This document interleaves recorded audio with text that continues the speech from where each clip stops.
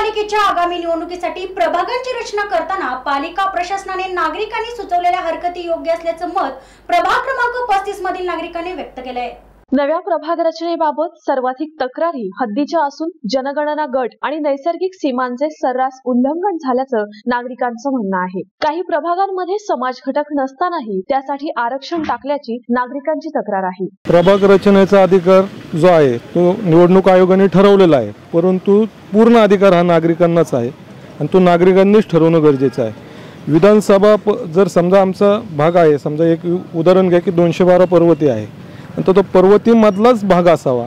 आता आमच्या इथे एक भाग जोडला गेलेला होता की तो खडकवासल्यामधला असेल, तर तो भाग जो आहे खडकवासल्याचा जुनी आणि नवीन हद्द आहे।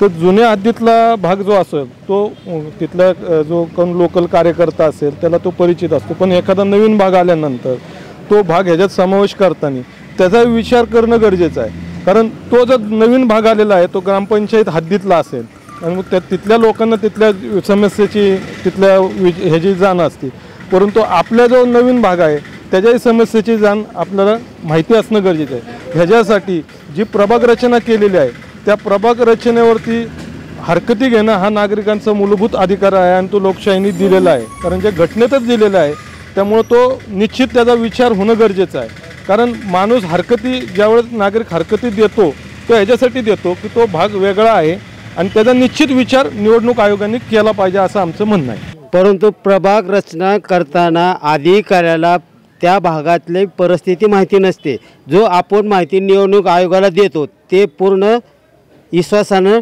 ठेवतात, परंतु नागरिकांना जेवढं ज्या मतदारांना त्या भागातल्या जेवढ्या भागाची माहिती आहे तेवढी निवडणूक आयोगाला माहिती नसते। पण निवडणूक आयोगाने सुद्धा जो मतदार आहे त्यांना सुद्धा त्यांनी विश्वासात घ्यायला पाहिजे, कारण कधी काळाची गरज आहे।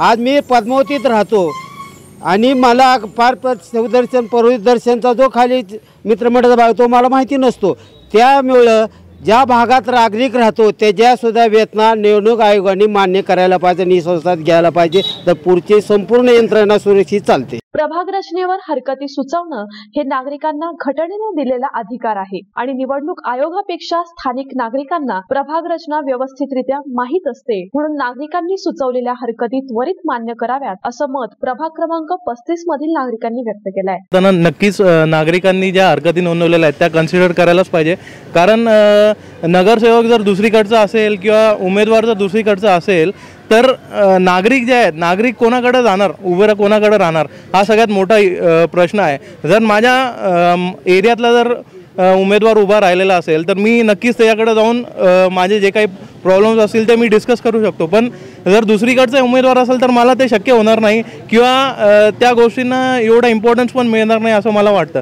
त्यामुळे ते हरकती ज्या नोंदवलेल्या आहेत त्या नक्कीच कन्सिडर कराव्या। तर नागरिकांनी ज्या हरकती नोंदवल्या आहेत त्या योग्यच आहेत। त्याचं कारण असं, या प्रभागाबद्दल बोलायचं झालं तर हा प्रभाग भौगोलिकदृष्ट्या प्रचंड मोठा केला गेला आहे, त्याच्यामध्ये लोकसंख्यासुद्धा खूप मोठी आहे।